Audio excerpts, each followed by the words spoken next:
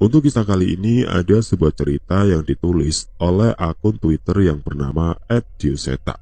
Sebelum kita masuk ke ceritanya, teman-teman tekan dulu tombol like video ini dan jangan lupa tekan juga tombol subscribe channel ini dan nyalakan juga lonceng notifikasinya agar tidak ketinggalan cerita-cerita baru dari channel ini.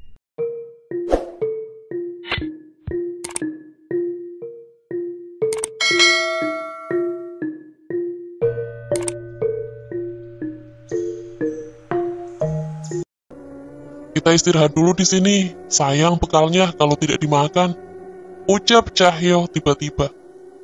Awalnya aku mengira memang Cahyo yang sudah mulai kumat lagi. Namun aku tidak jadi melemparkan sepatuku saat melihat raut wajah Mas Gilang. Wajah Mas Gilang terlihat pucat. Setelah melalui malam yang mencekam, sepertinya ia terus memaksakan diri. Dan bodohnya aku tidak menyadari itu. Mas, mereka yang di desa dalam bahaya. Apa enggak sebaiknya kita cepat-cepat ke sana? Tanya Gilang yang khawatir dengan keadaan Yanto dan yang lainnya. Bukannya menjawab, Cahyo malah mengeluarkan beberapa lemper dan gorengan dari kantong kreseknya ke hadapan Gilang. Makan dulu, siapin tenaga, jangan sampai usaha kita gagal gara-gara kualat. Ucap Cahyo.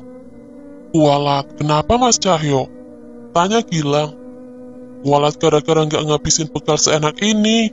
Jawabnya dengan mulut yang masih penuh dengan gorengan. Aku tertawa mendengar ucapan Cahyo. Dia selalu bisa menghilangkan suasana tegang di kondisi apapun.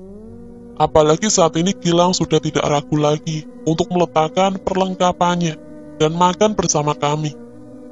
Mas Gilang, jangan terlalu memaksakan diri ya. Setiap manusia punya batasnya masing-masing. Ucapku sebelum melanjutkan perjalanan. Gilang mengangguk. Kini sepertinya ia mulai mengerti maksud Cahyo yang mengajak kami beristirahat tadi. Saat matahari mulai terbenam, suasana hutan berubah drastis. Kami menggunakan senter untuk penerangan kami yang memang telah kami persiapkan. Tanpa cahaya senter ini, hampir tidak ada yang bisa dilihat di hutan ini. Cahaya bulan pun sulit untuk menembusnya. Di tengah perjalanan, samar-samar kami mendengar suara kerumunan orang yang berjalan melintasi hutan ini. Seperti suara kaki diseret oleh sekumpulan orang. Pandangan kami mengikuti arah suara itu hingga melihat bayangan segerombolan orang dari jauh sedang berjalan membawa peralatan kerja. Ada orang, Mas, ucap Gilang. Aku dan Cahyo mendekat ke arah mereka, penasaran dengan apa yang akan orang itu lakukan di malam hari seperti ini. Saat semakin dekat, tiba-tiba wajah Gilang berubah menjadi pucat pasi. Tubuhnya terjatuh seolah tak percaya dengan apa yang ia lihat. Aku segera menarik tubuhnya dan menutup mulutnya, berusaha agar makhluk itu tidak menyadari keberadaan kami. Suara itu terdengar di hadapan kami, dari sosok makhluk-makhluk itu. Sosok itu adalah sekumpulan makhluk menyerupai manusia, dengan bagian tubuh yang tidak lengkap. Seluruh kulitnya hitam, legam, seperti membusuk dengan rongga kosong di setiap lubang di wajahnya. Mereka berjalan menyusuri hutan ini tanpa arah dengan menyeret kapak, cangkul, dan benda-benda yang biasa digunakan untuk menebang pohon. Danan, apa tidak sebaiknya kita tenangkan roh-roh itu? Tanya Cahyo. Aku menggeleng, sepertinya menenangkan roh itu bukan perkara mudah. Mereka bukan makhluk yang mati dengan wajar. Kita harus cari tahu penyebabnya dulu, ucapku. Cahyo berjalan ke arah hutan, tempat makhluk itu berasal tadi. Aku mengikutinya, dan tanpa sadar, aku dan Cahyo terjatuh oleh sesuatu kekuatan mengerikan yang berada di hadapan kami. Cahyo menoleh ke arahku. Aku mengangguk, mengerti dengan isyaratnya. Mas Gilang, tunggu di sini, jangan tinggalkan tempat ini. Perintahku pada Gilang. Aku dan Cahyo berjalan dengan hati-hati menuju hutan yang terletak di sisi barat. Sebuah papan bertuliskan arah yang sudah karatan terlihat menyambut kami. Semakin jauh kami berjalan, terlihat beberapa garis polisi dan bangunan proyek semi permanen yang sudah hancur, terbengkalai, termakan usia. Cukup jauh dari sisi hutan, kami melihat sebuah bangunan kayu yang sudah sangat tua, dengan berbagai papan kayu dipaku menutupi jendela dan pintu itu. Sebelum sempat mendekat, tiba-tiba dari sisi pohon di hadapan kami, muncul seorang nenek tua, menampakkan sebagian dirinya yang tertutup pohon. Jangan berani-berani mendekati rumah itu. Wujud di hadapan kami adalah seorang nenek dengan pakaian kebaya usang, yang berantakan dengan rambut putihnya yang terurai, menutupi sebagian wajahnya. "Apa maumu?" tanya Cahyo. "Mauku, bocah-bocah kurang ajar. Harusnya aku yang bertanya, apa urusanmu di sini?" balas nenek itu pada Cahyo. Aku mencoba mendekat dan menyadari bahwa nenek itu adalah manusia. Dengan segera aku menahan Cahyo yang sedari tadi terlihat gelisah. Ngapunten, Mbah. Sepertinya kami tersesat. Kami mencari sebuah desa, teman kami dijebak dan ingin ditumbalkan di sana. Jelasku.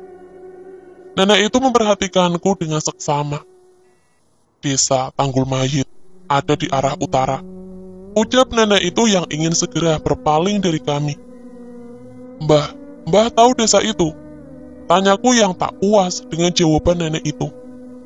Nenek itu kembali menoleh ke arah kami. Dia keluar dari pohon yang menutupinya. Kini kami melihat wujud nenek itu sepenuhnya.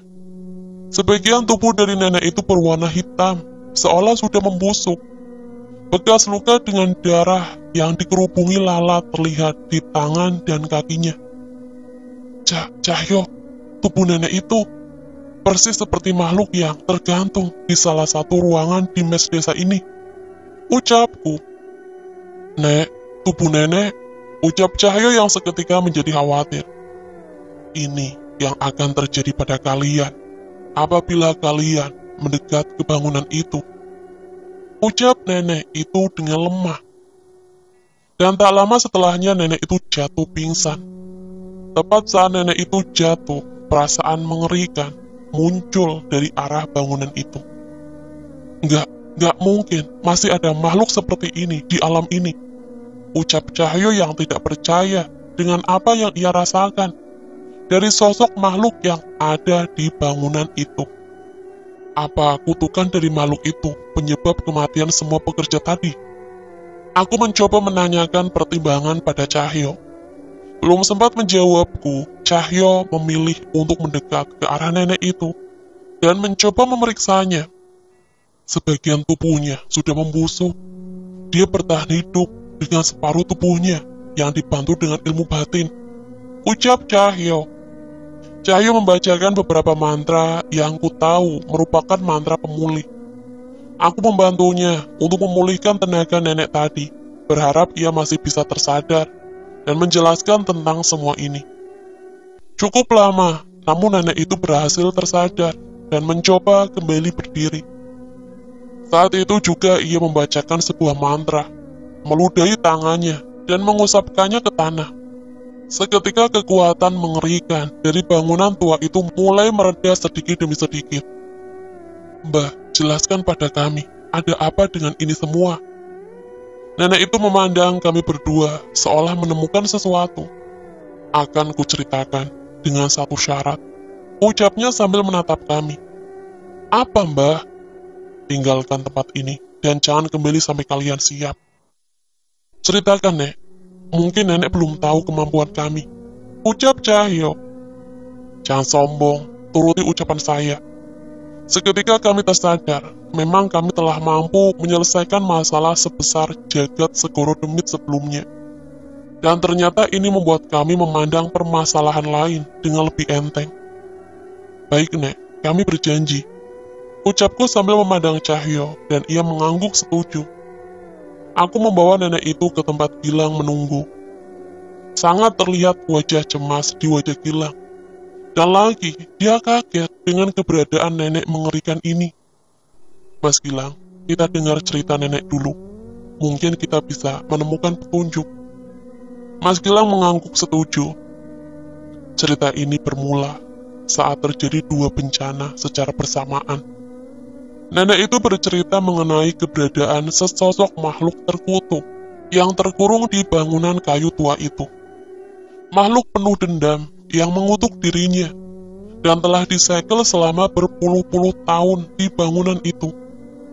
Suatu ketika perusahaan yang menggarap hutan ini menemukan keberadaan bangunan tua itu. Sang nenek ternyata adalah seorang dukun yang menghabiskan hari tuanya untuk mengusir siapapun yang mendekat ke bangunan itu, agar tidak ada yang melepaskan makhluk itu. Sampai suatu ketika, perusahaan itu membutuhkan lahan yang lebih luas, sehingga memanggil sekumpulan dukun dan melepaskan makhluk itu tanpa tahu bahayanya.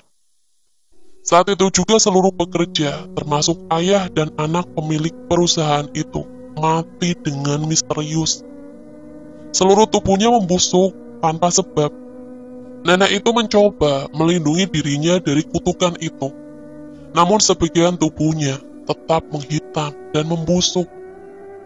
Ia bertahan hidup menunggu amarah makhluk itu mereda dan mengurungnya kembali di bangunan tua itu. Namun itu hanya sementara, sehingga nenek itu harus terus menjaga hutan ini. Sayangnya kejadian itu menjadi awal permasalahan baru. Saat itu istri dari pemilik perusahaan memeriksa jasad suami dan anaknya yang mati, dan menemukan anaknya masih bernafas dengan tubuh yang sudah membusuk dan penuh luka. Ilmu medis tidak dapat menjelaskan mengenai kejadian itu, sehingga ibu kehilangan akal sehatnya dan mengambil keputusan yang fatal. Bersama seorang dukun, ia menghampiri sebuah desa. Desa yang saat itu sedang kami tuju. Desa yang diisi oleh makhluk yang tidak bisa disebut manusia ataupun demit. Sebuah desa yang bila dilihat dengan mata batin adalah desa yang dikelilingi oleh tanggul gaib, sehingga tidak terlihat dan tidak terdeteksi oleh mata manusia biasa.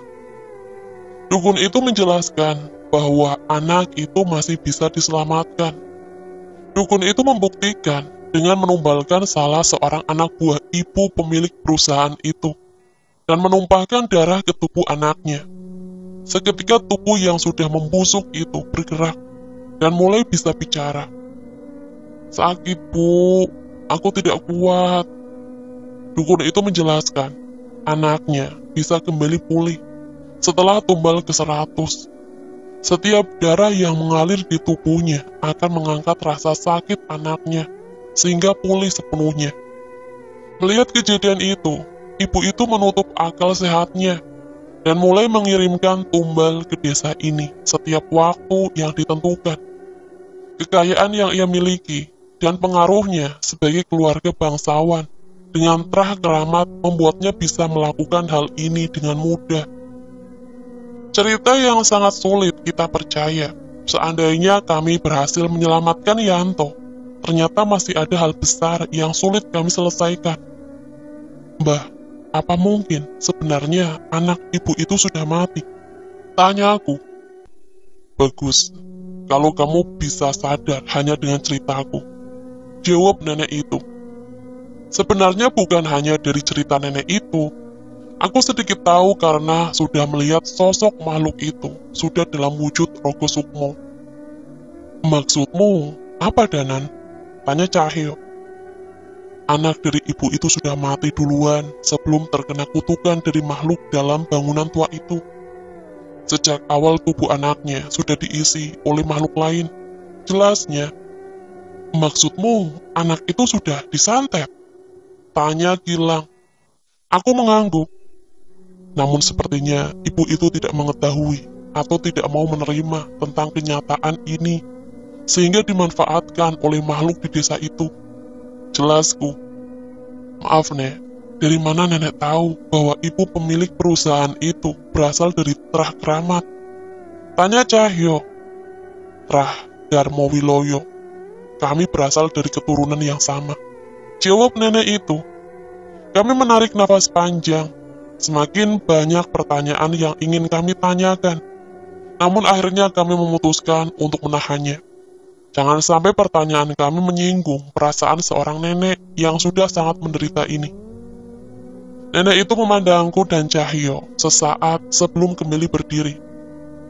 Sesuai janji kalian, segera tinggalkan tempat ini. Ucapnya yang segera berjalan kembali ke dalam hutan mengerikan itu. Mbah, tiba-tiba Cahyo berlari menghampiri nenek itu. Apalagi, ini mbah, pisang goreng sama lemper buatan bule benar-benar enak. Dicobain ya mbah.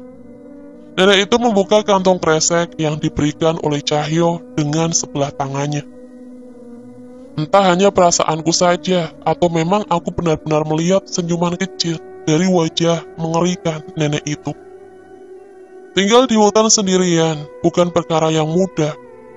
Entah kapan, nenek itu terakhir kali memakan makanan sewajarnya, selain biji-bijian dan umbi-umbian yang ada di sekitar tempat ini. Cepat pergi sana, ingat, jangan mati, ucapnya. Setelah nenek itu pergi, kami berjalan ke arah yang ditunjukkan, arah sebuah desa yang disebut dengan Desa Tanggul Mayit. Namun sebelum jauh meninggalkan sisi hutan tempat nenek itu berada, samar-samar aku merasakan keberadaan sesosok makhluk yang memperhatikan kami. Kami yang merasakan hal itu segera menoleh ke belakang, dan dari jauh terlihat sesosok bayangan menyerupai sebuah boneka kayu yang melayang di antara pepohonan. Namun saat kami melihatnya dengan lebih jelas, sosok itu menghilang tanpa petunjuk apapun. Sudah Danan, kita fokus menolong Yanto dulu, ucap Cahyo. Aku setuju dan segera meninggalkan tempat itu. Mungkin keberadaan makhluk itu yang membuat tidak ada demit alas lain di sekitar tempat ini. Dan mungkin makhluk itu juga yang menyebabkan kematian orang-orang sakti yang datang ke tempat ini, seperti ucapan supir bis tadi. Tidak butuh waktu lama hingga kami sampai di tempat yang kami tuju dan mengetahui kengerian dari tempat ini. Saat ini dari jauh sudah terlihat sebuah bangunan besar di tengah desa tertutup rapat dengan sekumpulan wanita aneh berpakaian kebaya mengelilingi tempat ini.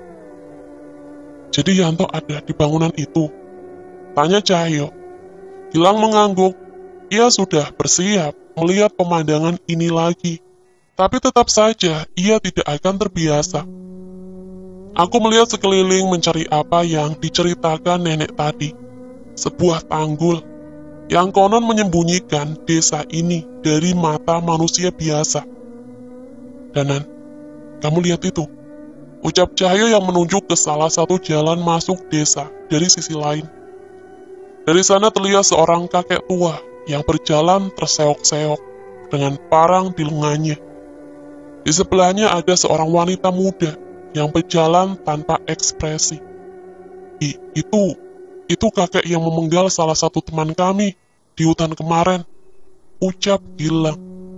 Sayangnya bukan itu yang kami khawatirkan, melainkan sekumpulan makhluk yang mengikuti kakek itu dari belakang. Sekumpulan makhluk yang berjalan tanpa kepala dengan jumlah yang tidak dapat kami pastikan. Kalau dari cerita Mas Gilang, bisa jadi mereka adalah roh orang-orang yang dijadikan tumbal oleh kakek itu, ucapku. Sudah mati pun masih diperlakukan seperti itu. Benar-benar dukun biadab, ucap Cahyo dengan geram. Entah apa yang kakek itu rencanakan dengan demit sebanyak itu. Satu yang pasti, mereka berjalan ke arah bangunan tempat Yanto dan teman-teman lainnya berada. Apa yang kamu pikirkan apabila melihat sekumpulan makhluk tanpa kepala berjalan memenuhi sebuah desa? Itu yang sedang kulihat saat ini. Pemandangan ini terdapat di sebuah desa terpencil di tengah hutan dengan gelapnya malam yang hanya diterangi oleh cahaya bulan. Sebuah bangunan besar berdiri dengan sangat mencolok di tengah desa itu. Yang kami tahu, itu adalah sebuah mes yang dibangun sebuah perusahaan sebagai tempat istirahat untuk karyawannya. Sayangnya kenyataannya tidak seindah itu. Bangunan itu dikelilingi sosok wanita gaib yang apabila dilihat dengan mata manusia biasa, berwujud wanita cantik berbaju kebaya. Namun tidak dengan apa yang kami lihat. Di mata kami, setiap jendela dan pintu bangunan itu sedang diawasi oleh wanita itu yang sebenarnya berwujud nenek tua, dengan borok hampir di seluruh kulitnya, dan rambut putih yang tidak mampu menutupi seluruh kepalanya. Kemarin saya keluar lewat jendela belakang yang tertutup semak. Jika mereka lengah, mungkin kita bisa masuk lewat tempat itu lagi, ucap Gilang. Berarti harus ada yang mengalihkan perhatian mereka. Tanyaku. Gilang mengangguk. Tak lama setelah itu, aku segera menoleh ke arah Cahyo. Bentar, maksudnya aku yang disuruh menarik perhatian demit-demit itu, ucap Cahyo dengan wajah yang seolah tidak terima. Aku mengangguk dengan tegas. Lah gimana, yang bisa lari cepat kalau dikejar cuma kamu, ucapku sambil sedikit meringis merayunya. Iya, yowis, hati-hati juga kalian, di dalam juga nggak aman, ucap Cahyo yang segera meninggalkan kami, sambil mengalungkan sarung kesayangannya di bahu. Kami memperhatikan Cahyo dari jauh. Ia memutar melewati sisi di mana ia tidak dapat melihat sosok demit-demit tanpa kepala itu. Cahyo melihat sebuah pohon di pinggir desa, dan memukul sekuat mungkin, hingga suaranya terdengar ke dalam desa. Kliwon, di mana kamu? Teriak Cahyo sambil memperhatikan pohon-pohon di hutan itu. Ayo cepat pulang, di sini serem, banyak setan. Mendengar suara teriakan itu, semua makhluk yang mengelilingi bangunan menoleh mencari arah suara Cahyo. Aku dan Gilang mengambil kesempatan itu untuk menyelinap melewati belakang rumah-rumah kayu, menuju jendela yang tertutup semak di belakang mes. Oke teman-teman, sekian untuk cerita kali ini. Bagaimana menurut kalian tentang kisah ini? Tulis komentar kalian di kolom komentar. Dan bagi teman-teman yang baru bergabung, jangan lupa untuk like, komen, share, serta subscribe channel ini. Dan nantikan kisah-kisah horor lainnya. Wassalamualaikum warahmatullahi wabarakatuh.